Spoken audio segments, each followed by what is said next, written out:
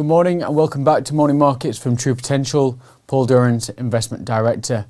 We start by looking at stock markets.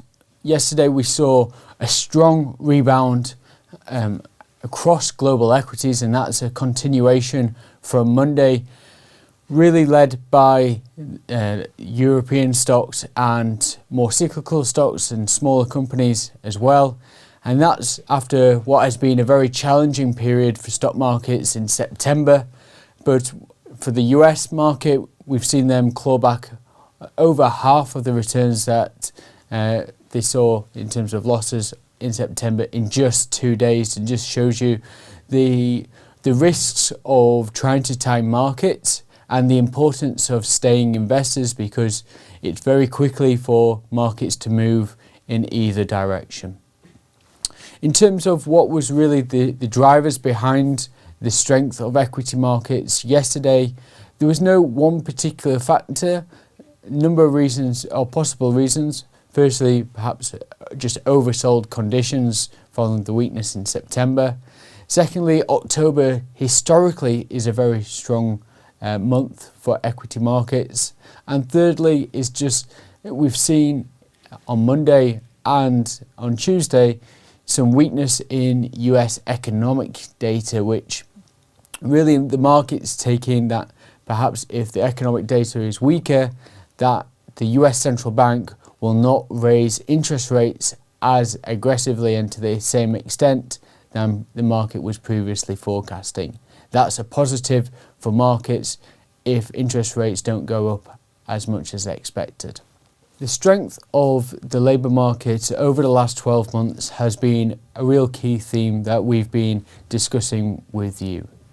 The challenge with a very hot labour market is that it feeds into the inflation outlook. If there's too few workers and too many jobs, then those that are employed can demand higher wages and therefore have the ability to afford the higher prices that we see today for goods and services. That becomes self-fulfilling because that demand is there, and so prices can keep rising. What we saw yesterday was we saw some weakness in the labour market.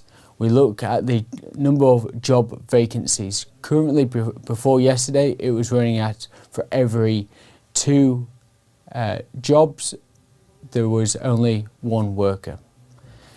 That has actually changed, going from 2 to 1.7, because we've seen the number of job vacancies markedly fall from just over 11 million in July to just over 10 million in August. That is the biggest drop since April 2020, just after just as the COVID pandemic was unfolding. The Fed has actually been acknowledging, so the US Central Bank has acknowledged that they need to see labour market weakness in order to get to reach their inflation target. So inflation in the US is currently 8.3%. They want to get it back down to 2%. In order to achieve that, in their opinion, they need to see labour market weakness. So they are actually forecasting unemployment, which is running at 3.7% today in the US, going up to 4.4%, and that would equate to 1.2 million job losses over the last year. So this labour market weakness that we saw yesterday with lower number of job vacancies was an actual positive for the stock market, because that may mean that the US Central Bank doesn't have to keep raising interest rates as much because they're already seeing labour market weakness. On Friday, we'll get more colour to this picture with the wage growth data and the number of employees that have been added to the workforce. We would expect that if the numbers are weaker, i.e. the labour market is showing a deterioration, that the equity markets will actually take this as a positive, as they did yesterday, and perhaps we can see another rally. That's everything from us today. Thank you for listening, and we'll see you tomorrow.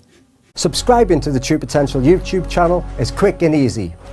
Simply go to the channel on your desktop or through the YouTube app on your phone and click the subscribe button. You can then press the notification bell symbol if you wish to be notified as and when new videos are released. Doing this is a great way to keep yourself updated with market developments and personal finance insights.